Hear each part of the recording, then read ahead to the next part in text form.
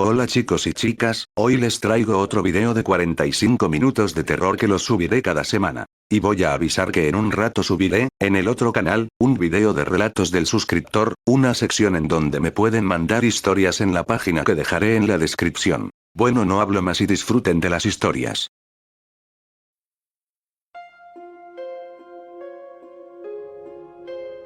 En un pequeño pueblo de Idaho hay un hospital que fue construido a mediados de los años 40 y fue desmantelado a finales de los 70. Se dedicaba al tratamiento de enfermedades psicológicas, ya que en ese tiempo contaban con los mejores tratamientos y terapias con el índice más alto de efectividad en los pacientes. El área del hospital abarca un total de 500 metros cuadrados, es un edificio de 3 pisos incluyendo el sótano, pero lo que aparentaba ser un hospital ejemplar en realidad era el mismo infierno, ya que debido a ciertos sucesos ocurridos en 1956, hubo varios incidentes donde parte del personal estaba involucrado en varios asesinatos, pero nada de eso fue probado, pero en base a ello se descubrieron las escalofriantes condiciones en las que vivían los pacientes y antes de que apresaran al director del hospital este se suicidó. En 1965 pasó a manos de un padre que se llamaba Agustín, pero en 1975 este fallece debido a problemas de salud y en 1978 dejó de funcionar el hospital. Actualmente el hospital está abandonado y en ruinas, pero dicen que este lugar se encuentra embrujado debido a las energías negativas que hay en este lugar y por las pobres almas en pena de los pacientes que murieron en ese lugar. O al menos eso es lo que he podido investigar sobre ese lugar. Tomaré algunas fotografías con mi cámara instantánea para tener referencias del lugar. También ya estuve hablando con las personas que viven en los alrededores de lo que queda del hospital. También decidí no ir sola al lugar, conmigo va mi amigo Peter, su hermano Tobias y por último una joven que dice ser medium y conoce el interior del hospital, ya que según ella este lugar es como un laberinto entre corredores, pasillos e innumerables habitaciones donde se llevaban a cabo las terapias. Como investigadora espero lograr encontrar pruebas de ese lugar y mostrar la verdad de lo que realmente pasó ahí. Estoy más que decidida en entrar y haré un reporte de lo que vayamos encontrando. Todos nos reunimos en la entrada principal del hospital, pero para cuando llegamos la chica ya estaba esperándonos. Una vez adentro lo primero que tomé fue esto pensando que esta iba a ser la primera y última vez que esas puertas las veían abrirse y después se cerrarían detrás de los interminables pacientes que llegaban al hospital sin saber lo que les depararía en el interior de este lugar.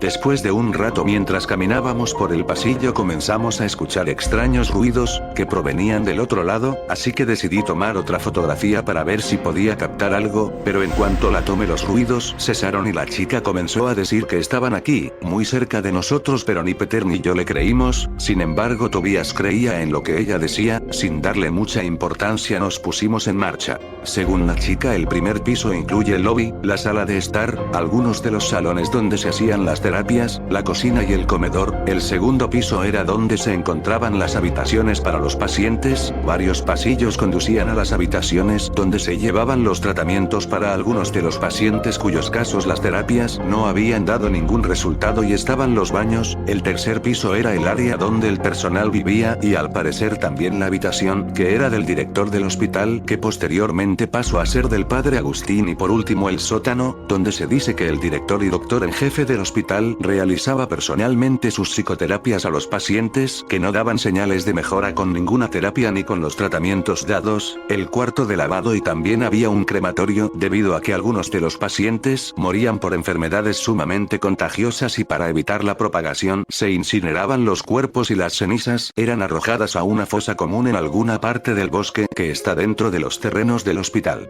Después de un rato de caminar por ese pasillo, llegamos al lobby que está junto a la sala de estar. Al parecer se veía tranquilo el lugar, cuando de pronto la chica comenzó a gritar como desesperada, como si algo le doliera. Tobias y Peter la sostuvo con todas sus fuerzas, pero logró aventarlos y salió corriendo adentrándose más en el hospital. Corrimos detrás de ella para alcanzarla y ver qué pasaba, pero a lo lejos pudimos ver que se detuvo frente a una puerta tirada, mostrando el interior de lo que parecían dos enormes bañeras. Tomé una fotografía y le pregunté qué fue lo que había sucedido. Ella solo dijo que sintió lo que le hicieron a un paciente. Al parecer los pacientes eran tomados al azar y llevados a este lugar para sus terapias. Al parecer era el prototipo de una terapia donde los desvestían y los colocaban dentro de estas bañeras y los sumergían una y otra vez para ver si mostraban alguna reacción o simplemente dejaban que casi los ahogaran.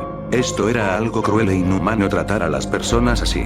En el momento que nos dirigíamos a la entrada para volver al pasillo, la joven comenzó a gritar que estaban afuera, comenzó a señalar el pasillo. Peter y yo salimos para ver, mientras que Tobias se quedaba con ella, pero al salir al pasillo no había nada. Miramos hacia ambas direcciones y nada. De repente, cuando Tobias salía con ella, ya se encontraba calmada como para decirnos lo que ocurría. Nos dijo que captaba un sinfín de presencias en el lugar, tanto las almas en pena de algunos de los pacientes como la de los encargados del lugar, ya que para los pacientes esta era su prisión y su tumba, mientras que el personal eran los carceleros y los enterradores. Al parecer los pacientes sufrieron mucho en este lugar, y no solo por el doctor sino también por el padre Agustín. Después de eso nos encaminamos en dirección al comedor y a la cocina, pero antes de llegar comenzamos a escuchar ruidos extraños nuevamente, solo que esta vez provenían de las paredes, eran como golpes. Cuando me acerqué a la pared para escuchar mejor, de un que claramente se escuchó un golpe demasiado fuerte, casi como si algo se hubiera estrellado contra la pared. Los golpes se hacían más fuertes, entonces comenzamos a correr, pero cuando llegamos al comedor nos dimos cuenta que nos faltaba Tobias. Regresamos al pasillo buscándolo, pero no lo encontrábamos. En ese momento escuchamos su voz que provenía del comedor, nos estaba llamando a mí y a Peter. Lo que no entendía era en qué momento había pasado por el pasillo para llegar al comedor sin darnos cuenta. No le di mucha importancia y nos dirigíamos al comedor, cuando de pronto la chica nos tomó a ambos de la mano y nos dijo que esperáramos, ya que al parecer había encontrado algo. Nos condujo a una de las habitaciones que estaban en el pasillo y encontramos parte de la ropa de Tobias, pero ¿qué era lo que estaba pasando? De pronto volvimos a escuchar su voz, llamándonos, pero esta vez se escuchaba un tanto desgarradora y se estaba acercando más y más. La chica nos dijo que nos ocultáramos y que nos saliéramos.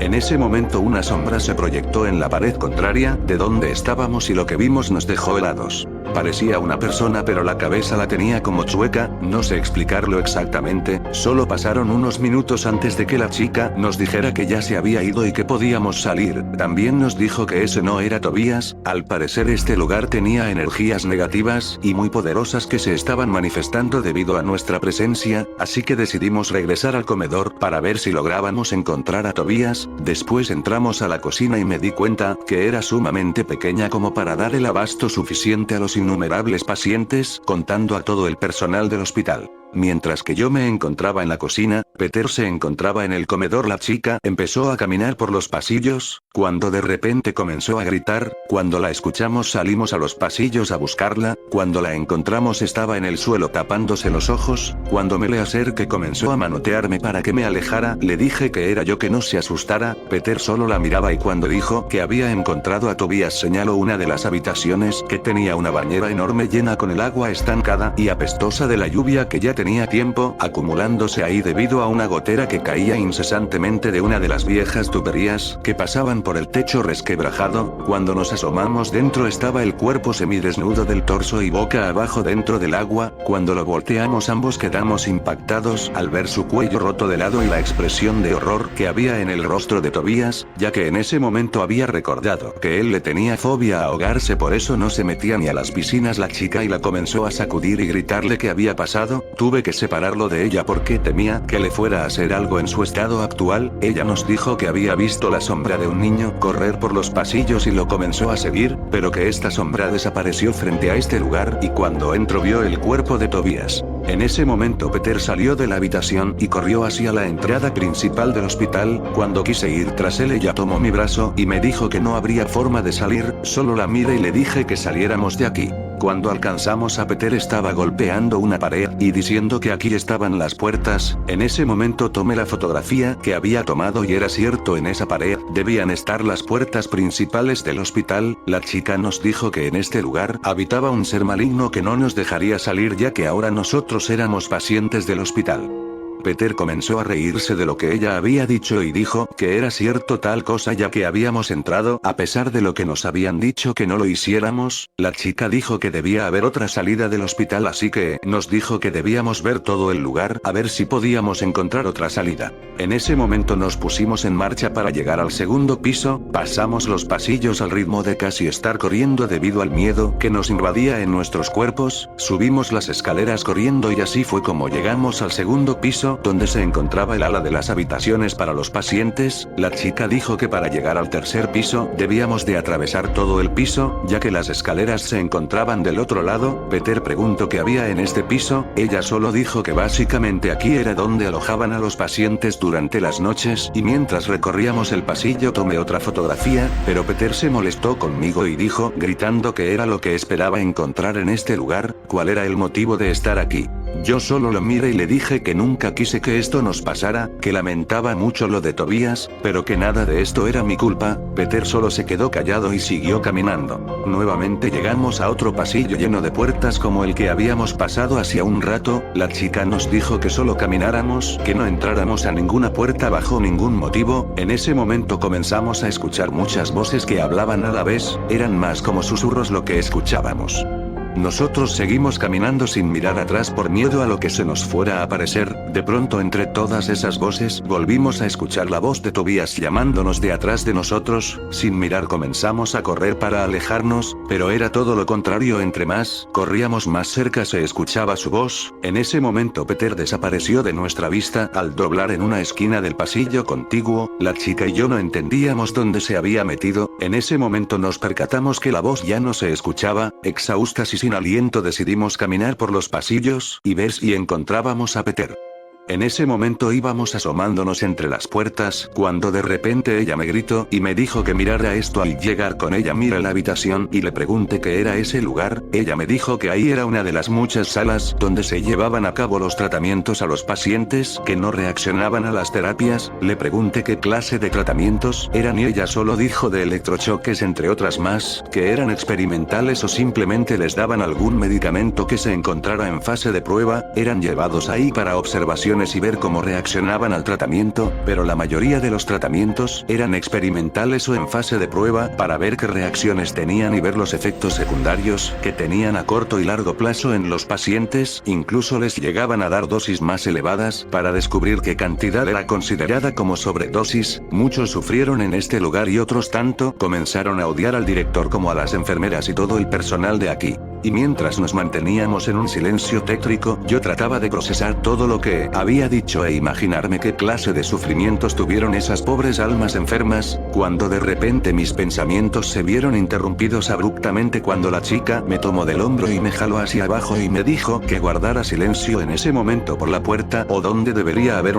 pasó una sombra enorme con los brazos torcidos y una de las piernas la arrastraba como si se tratara de un zombie. Al perderse entre los pasillos, la chica y yo salimos de esa habitación y nos dirigimos a un pasillo un tanto extraño. No sé cómo explicar lo que ahí había. Eran tinas de baño sobre el pasillo. No entendía para qué eran usadas y cuando le pregunté ella solo me dijo que tampoco entendía qué hacían ahí. Después dijo que teníamos que cruzarlo para llegar al último pasillo que daba acceso a las escaleras para el tercer piso, pero cuando le pregunté qué haríamos con Peter, ella me miró y me dijo que lo más probable es que ya haya llegado al tercer en este.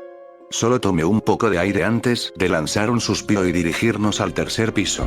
Cuando llegamos al pasillo que nos conducía a las escaleras noté que esta parte era muy diferente al resto del hospital. Ella me dijo que se debía a la que esta parte era donde residían el personal del hospital, pero en ese momento volvimos a escuchar voces gritando y arañando las paredes. En eso la sombra volvió a aparecer y nos ocultamos dentro de una de las habitaciones que estaban cerca de nosotras. En eso cuando desapareció de nuevo entre los muros del hospital, me levanté pero al tiempo me fui directo al suelo ya que había tropezado con algo. Cuando miré más de cerca vi que era el cadáver de Peter que tenía los brazos rotos, al igual que su pierna derecha estaba destrozada, su cuerpo yacía en un gran charco de sangre que también había en mi ropa debido a la caída. Mi cuerpo comenzó a temblar ya que una de sus manos estaba estirada y había escrito con su propia sangre, parecía que lo había hecho antes de morir, eran dos letras como unas iniciales, eran R. Cuando miré a la chica ella palideció al ver algo que no lograba entender. Cuando le dije qué ocurría ella solo dijo Dr. Russell Andrew, dijo que teníamos que salir de aquí lo más rápido posible, así que sin más demora solo subimos las escaleras llegando al tercer piso.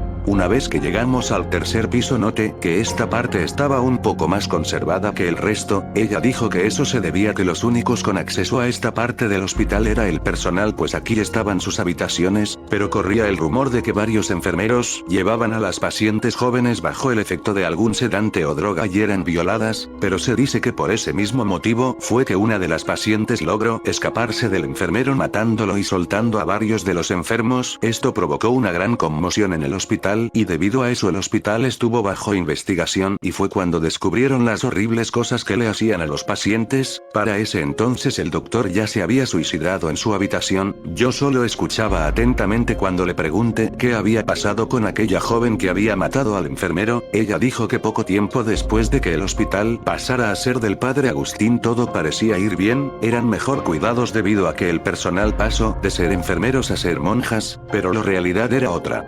Mientras caminábamos por el pasillo me dijo que ya casi llegábamos a lo que en un tiempo atrás fue la habitación del doctor Andrew y del padre Agustín, solo teníamos que pasar este pasillo. Cuando entramos a la habitación había muchas cosas en el suelo, también vi muchos papeles tirados. Cuando los comencé a ojear eran los archivos de los pacientes y no solo habían información del paciente, sino también a qué terapia o tratamiento había sido sometido y qué observaciones había. Si había un cambio era anotado en las observaciones. Leí varios archivos de diferentes años, pero todos decían o mencionaban el mismo nombre una y otra vez: Dr. Russell Andrew como último tratamiento en la parte del sótano llamado psicoterapia, sin mencionar otros 3 tipos de tratamientos especiales. Obviamente estas aún eran experimentales y de igual manera las practicaban con los pacientes: lobotomía, lobectomía y leucotomía, en un intento de ver las reacciones que tenían en los pacientes. Cuando los estaba leyendo miré a la chica que comenzó a llorar mientras leía uno de los archivos. Le pregunté qué le ocurría y ella solo dijo: la chica que mató al enfermero sufrió por culpa del padre Agustín, que seguía las investigaciones del doctor, ya que aparentemente el padre no solo creía que eran enfermos sino y practicó con ellos innumerables supuestos exorcismos en el sótano. En ese momento escuché lo que parecía ser una voz de hombre, solo que se oía distorsionada, como si muchas voces hablaran al mismo tiempo pero diciendo diferentes cosas. De pronto los ruidos de golpes se escuchaban en las paredes e incluso en el techo de la habitación. Las cosas comenzaron a sacudirse. De pronto la chica dijo que teníamos que salir de ahí.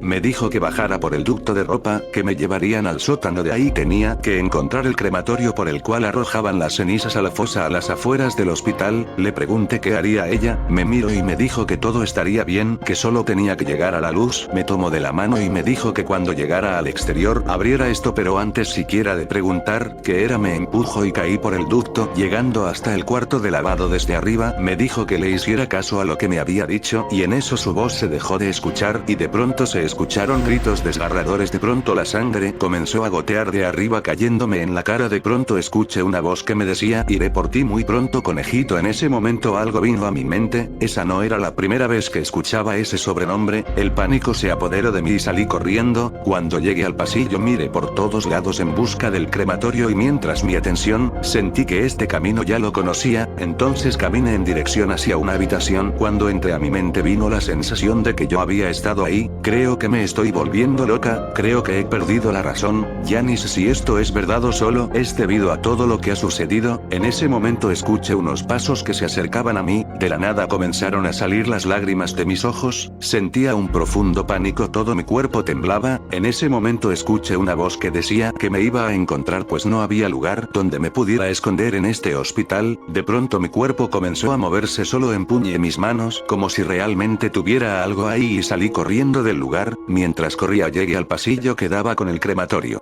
Cuando llegué al crematorio sabía que lo que tenía que buscar no era la fosa sino la cámara donde incineraban los cuerpos, pues ahí estaba el ducto que me sacaría, pero antes de llegar las sombras del doctor y del padre me atraparon y cuando creía que ya no iba a salir con vida de ahí, la chica apareció toda ensangrentada y diciendo que me soltaran, pues que ellos ya no pertenecían a este plano y ni las almas de los pacientes que habían torturado en vida, por ellos era que las almas dolidas no podían abandonar el hospital. Las caras del padre y del doctor se comenzaron a desfigurar mostrando un aspecto demoníaco y en ese momento la chica comenzó a rezar y decir unas plegarias y me dijo que corriera y saliera del edificio junto con lo que me había dado y que no lo abriera hasta estar afuera. Lo tenía guardado dentro de mi chaqueta, lo apreté contra mi pecho, tomé valor y salí corriendo de la habitación y volví al crematorio, trepé por el ducto llegando hasta la vieja rejilla y salí del edificio. Estaba en ese momento el edificio comenzó a temblar como si se tratara de un terremoto y así como empezó terminó. luego, todo quedó en calma. Corrí a la entrada principal y vi cómo se abrían las puertas y salía la chica junto a Peter y Tobias. No sabía lo que estaba ocurriendo, yo los vi muertos. En ese momento les grité con todas mis fuerzas, pero la única que parecía escucharme era ella. Los tres se acercaron y ellos le dijeron a ella que si estaba presente. Ella les contestó que sí, que me encontraba frente a ellos. Me miró y me dijo que si ya sabía quién era. Me pidió que abriera el sobre que me había dado. Cuando lo abrí era un archivo de un paciente, pero me impactó el nombre del paciente. Número de archivo: 5277. Nombre: Rosemary Anderson. Estatura: 1,75. Edad: 35. Peso: 65 kilogramos. Género: femenino. Enfermedad: esquizofrenia paranoica. Seguí leyendo el archivo y entre más le seguía fui recordando cada vez más hasta que las lágrimas volvieron a salir de mis ojos. Entonces ella me dijo que mi nombre era Rosemary. Yo era la periodista que investigaba los extraños casos que ocurrían en el hospital, pero fui descubierta por el Dr. Rosell y me hizo pasar por enferma mental. Con el tiempo y debido a los interminables tratamientos me terminó convenciendo de eso mismo, al grado que ya ni sabía quién era realmente, ni siquiera de lo que era verdad o mentira. Después estuve al cuidado del padre Agustín, sin embargo con él fue peor ya que fui puesta en muchos experimentos que seguía los pasos del doctor en busca de la cura para las enfermedades mentales. Había fallecido en 1977 debido a las incontables sesiones de electrochoques y a los tratamientos a los que había sido sometida. Ella me dijo que gracias a mí, las almas de los pacientes al fin descansarían y serían libres. Debido a que habían estado tanto tiempo encerrados no sabían que ya estaban convertidos en fuerzas oscuras debido a la energía negativa del Dr. Rosell y del padre Agustín. La verdad al fin había salido a la luz y con eso salimos de ese hospital que nos había mantenido encerrados por más de 30 años.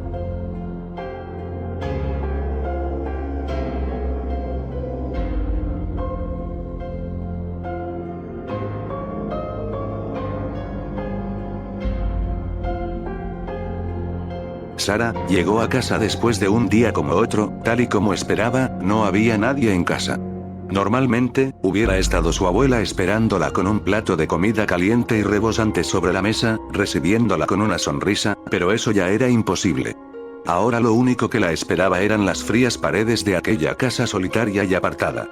Su abuela, a pesar de tener 50 años, murió hace un año y Sara fue obligada, junto a sus dos hermanos pequeños, a vivir con su tío y su abuelo. Su madre la dejó abandonada con su abuela cuando ella tenía 6 años, y después de no saber nada de ella durante 10 años, le llegaron noticias de que ella estaba en la cárcel por robar a una anciana y matarla, y su padre simplemente no estaba. También murió. La gente pensó que fue un suicidio. Estaba avergonzada de su madre y su padre, pero solía mantenerse con humor y, a pesar del bullying que sufría a veces en el colegio y de no sonreír nunca, parecía estar feliz. Era una persona seria y algo fría, pero a la vez sabía mantener un humor algo negro que no sabía por qué, pero solía agradar a algunas personas, aunque fueran pocas. Más de una vez pensó que quizás le hacían bullying por su aspecto. Pelo rubio cortado en capas por los hombros, podía parecer un chico a veces, le faltaban un par de dientes arriba, ya que los perdió una vez que le pegaron unos chicos del colegio, y cicatrices de su dulce rostro. Había sido cubierto por 3 cicatrices principales. Una en la barbilla, una en la frente y otra en la mejilla izquierda. Entró a casa, con un hábil movimiento de llaves que había tenido que practicar para no hacerse daño cuando trataba de girar la llave, puesto que la cerradura estaba algo vieja y era difícil abrir. Entró en la casa vacía y se dirigió hacia el frigorífico para comer algo. Después, fue a su habitación a escribir en su diario. Puede sonar infantil, pero tenía un diario en el cual escribía todo lo que le preocupaba, tanto cuando sus compañeros se metían con ella como cuando su madre trataba de llamarla desde la cárcel para contarle cosas que en verdad no le interesaban. Comenzó a escribir sobre su día. No pasó nada nuevo, la verdad. La gente había normalizado tanto sus insultos hacia ella que ya no le importaban tanto. Se había convencido de ellos de tal forma que podía llamarse a sí misma hasta palabras que le daban arcadas pronunciar. No tardó mucho en dejar de escribir, puesto que había sido un día como otro. Abrió las primeras páginas, mientras su rostro se ensombrecía y esbozaba una sonrisa macabra. Entonces se escuchó el sonido de la puerta. Sacudió la cabeza y se limpió una lágrima que había caído por su mejilla, guardando el diario debajo de su cama, junto a una rosa que cogió en el funeral de su abuela y había guardado ahí. Fue al recibidor y vio a su tío con una mujer algo mayor. Tito, ¿quién es? Preguntó Sara señalándola. No solía tener una relación muy estrecha con su tío, pero sabía seguro que no era su novia. Es la nueva limpiadora, va a hacer una limpieza general a la casa, últimamente está muy sucia, dijo su tío dedicándole una sonrisa, mientras la limpiadora iba al lavadero a coger las cosas de la limpieza. Oh, vale. Tengo que ir a recoger a Emilia Lucas, dijo refiriéndose a sus hermanos, que se quedaban en el comedor hasta las 5 más o menos. Dicho esto, sacudió la mano a modo de despedida y salió de casa. Tardó más o menos 20 minutos en volver, cuando vio que no había nadie en el salón como esperaba. Sus hermanos fueron a jugar con sus juguetes como normalmente hacían, mientras ella se deslizó hacia la cocina y cogió el cuchillo más grande que encontró y lo escondió en el bolsillo de su sudadera azul. Se dirigió a su habitación sin hacer ruido, y tal y como esperaba, allí estaba la limpiadora y su tío, y su diario abierto por las páginas escritas en rojo. Lo estaban leyendo con un rostro de horror. Sara soltó una carcajada, cogiendo el cuchillo con fuerza, sin sacarlo aún de su bolsillo. Sara, yo, dijo su tío, soltando el diario sobre la cama. La limpiadora simplemente se dio la vuelta y fue a otra habitación, dando por hecho que aquello no era asunto suyo. Es un secreto. Sara levantó la mirada con los ojos desorbitados, y en un movimiento rápido, clavó el cuchillo en el pecho de su tío, desgarrando parte de su pulmón derecho. La limpiadora al oír un grito de su tío corrió hacia la habitación, donde se encontró con él arrastrándose por el suelo, ahogándose con su propia sangre. Ella soltó un grito, pero un objeto metálico se posó en su cuello. Sara estaba detrás de ella, apoyando el cuchillo y agarrando uno de sus brazos desde atrás. Ella era puta. Era un secreto, dijo con una voz tranquila y perturbadora, mientras deslizaba el cuchillo sobre su cuello, y la dejaba caer en el suelo, ahogándose con su sangre, al igual que su tío. Han sido encontrados 5 cadáveres en una casa de las afueras, entre ellos 2 pertenecen a menores. 2 cuerpos fueron encontrados en una habitación, donde en la pared estaba escrito con la sangre de las víctimas. Es un secreto, mientras que los otros 3 cadáveres se encontraban en el salón. Uno era de un hombre mayor, y los otros 2 eran de varones menores de edad. Los menores murieron por una intoxicación de gas, mientras que el hombre mayor murió por un corte en su garganta. Se cree que el asesino anda suelto todavía. Leyó Sara en voz alta, con una sonrisa. Acababa de comprar aquel periódico solo por el placer de leer cómo hablaban de ella. Estaba con un cuchillo en la mano, en una especie de casa abandonada, con su diario en la mano. Deslizó el cuchillo sobre su brazo, haciendo cortes de los cuales brotaba un manantial de sangre. Puta bien puta joder. Nadie sabe nada de lo que pasó. Repetía una y otra vez, mirando el diario abierto por una de las primeras páginas, donde se podía ver escrito: no fue mi culpa, fue él. En aquellas páginas, contaba las violaciones que había sufrido por parte de su padre, y contaba cómo le mató y cómo ella misma puso una nota de suicidio para hacer parecer un suicidio. Solo de recordar esto el dolor de los cortes de sus brazos desaparecía, solo sentía ansias de matar, de hacer sufrir a la gente como a ella la hicieron sufrir. Cogió su cuchillo y su diario, y guardó ambos en el bolsillo de su sudadera, que ahora estaba manchada de sangre como gran parte de su rostro. Salió de aquella casa y se dirigió hacia donde quería ir. A causar daño, con intención de matar a todos los que supieran su secreto. Pero antes quería ir a su escuela a matar a los niños que le hacían bullying. Pero recuerda, ella mata a los que saben su secreto. Y ahora tú sabes su secreto, así que, si notas algo metálico posarse sobre tu cuello mientras duermes, da por hecho que tu vida ha terminado, porque Sara estará detrás tuyo dispuesta a hacerte olvidarle.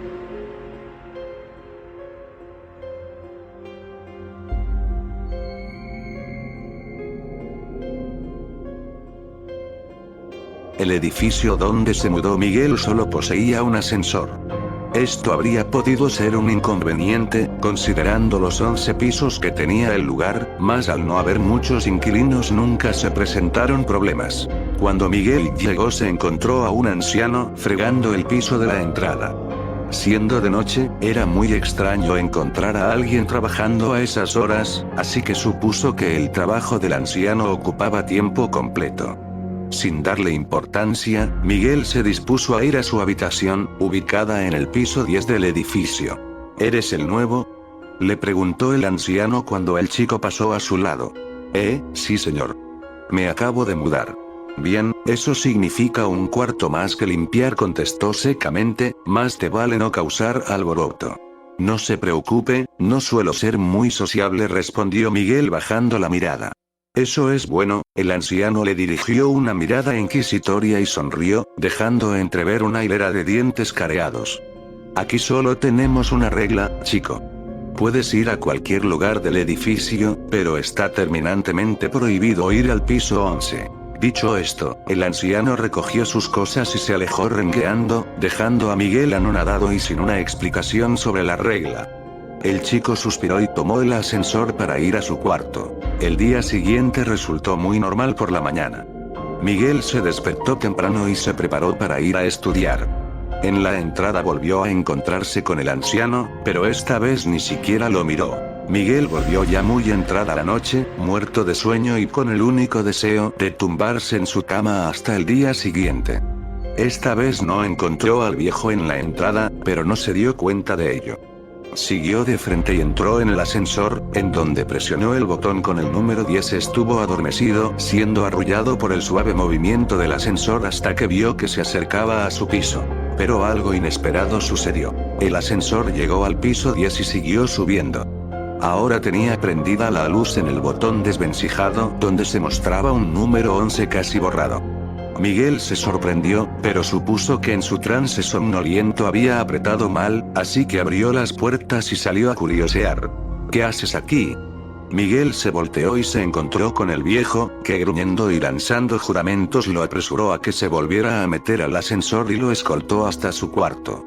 Miguel, por su parte, tenía tanto sueño que se tiró en su cama y durmió plácidamente. El día siguiente fue muy similar. Se despertó, salió y no volvió hasta por la noche. En la entrada recibió una llamada de su hermano Julius, el cual le había pedido hace unos días que le dijera si valía la pena mudarse al edificio y de paso, hacerse compañía. Miguel le respondió que sí y su hermano le comunicó que ya tenía todo listo y posiblemente en 3 días estaría allá. Guardó su celular y entró al ascensor. Apretó el botón 10 con toda seguridad y esperó pacientemente. Pero algo volvió a fallar. Piso 11 nuevamente. Miguel se asustó, ya que creía que el viejo lo habría de regañar otra vez, así que volvió a apretar el botón 10. Mas el ascensor no se movió un ápice. Siguió apretando desesperadamente hasta que repentinamente, las puertas se abrieron. Emergió con lentitud, mientras sus ojos se adaptaban a la oscuridad del piso. Todo parecía viejo y con restos de quemaduras y hollín en las paredes. El chico siguió avanzando tanteando en la oscuridad hasta que logró vislumbrar una débil luz al fondo. Se acercó y se topó con el anciano, el cual se encontraba de espaldas, sosteniendo una vela encendida. Disculpe, señor, murmuró Miguel, el ascensor se malogró y me trajo hasta aquí. El viejo no respondió ni se volteó. Se quedó dándole la espalda mientras siseaba unas frases con una voz bronca. Ya van 5 años desde el accidente. Todo el piso explotó. Todos muertos. Nadie se salvó. Ni siquiera yo. El viejo volteó y mostró su rostro desfigurado por el fuego, con una horrenda mueca. Miguel intentó gritar, pero ningún sonido brotó de su boca. Estaba petrificado del miedo, y no pudo hacer nada cuando aparecieron multitud de figuras a su alrededor y se abalanzaron sobre él, obligándolo a acompañarlos en su mundo de sufrimiento y penitencia por la eternidad. Luego de 3 días, Julius llegó. El edificio a donde se mudó poseía un único ascensor. Esto habría podido ser un inconveniente, considerando los 11 pisos que tenía el lugar, mas al no haber muchos inquilinos nunca se presentaron problemas.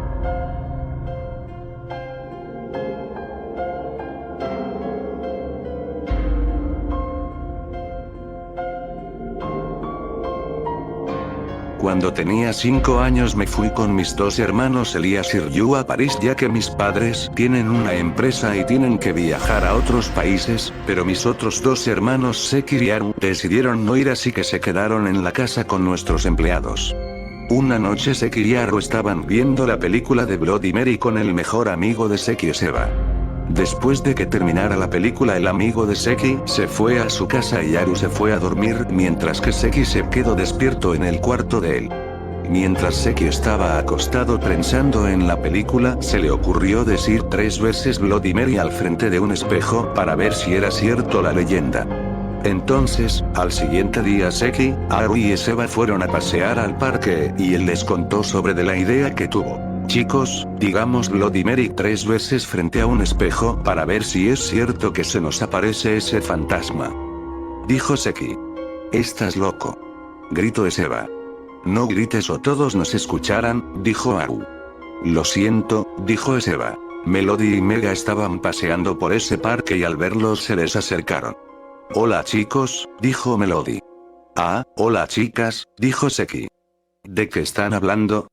Preguntó Mega. Sobre la leyenda de Bloody Mary, dijo Seba. ¿Bloody Mary? No me digas que es esa historia en la que enciendes 3 velas, te cepillas el pelo 100 veces y dices 3 veces Bloody Mary al frente de un espejo, y luego ella se te aparece y te mata, dijo Mega. Esa misma, dijo Haru. ¿Por qué están hablando acerca de eso?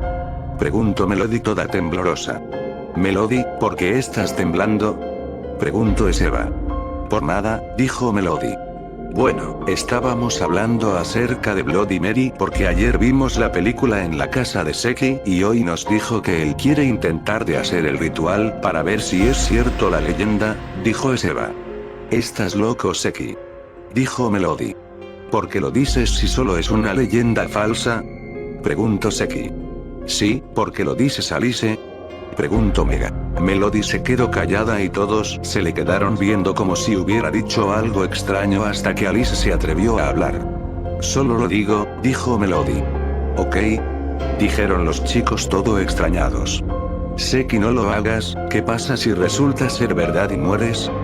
Dijo Haru. Lo siento pero tengo curiosidad de si es verdad o mentira y hasta que lo vea con mis propios ojos lo voy a creer, dijo Seki. Si yo fuera tú no lo haría, dijo Melody muy tímida. Si Seki no lo hagas, no pongas tu vida en un juego por una tontería como esa, dijo Mega. Pues moriré y ya, dijo Seki. ¿Estás loco Seki? Deja de hacer tonterías. Lo siento, dijo Melody y desapareció. ¿Chicos vieron eso? Preguntó Mega. Sí, dijeron los chicos todos asustados. Seki no lo hagas, por favor, dijo Haru. Lo siento pero lo voy a hacer, dijo Seki. Esa noche Seki se metió al baño y cerró la puerta con llave para que Haru no intentara evitar que él hiciera el ritual ya que él sabía que Haru intentaría detenerlo. Cuando Seki estaba a punto de empezar el ritual escuchó que Haru estaba tocando la puerta para que él la abriera. Seki abre la puerta, dijo Haru. No, tú intentarás detenerme, dijo Seki. Piensa cómo se van a poner nuestros padres, hermanos y nuestra hermanita cuando estés muerto, dijo Haru. Nuestra hermanita, susurró Seki mientras ponía una cara triste. ¿Dijiste algo? Preguntó Haru.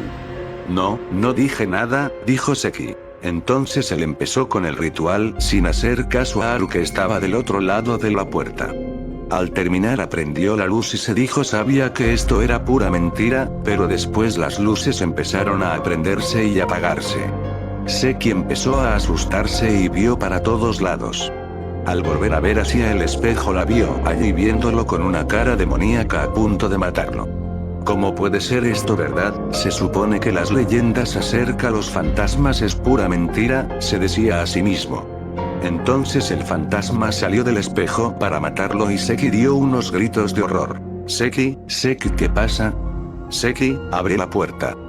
Dijo Haru, pero no había ninguna respuesta. Entonces Haru corrió a pedirle al jardinero que forjara la cerradura de la puerta del baño de Seki. Cuando lograron forjar puerta para el horror de ellos vieron a Seki muerto y a la par del decía Bloody Mary con sangre.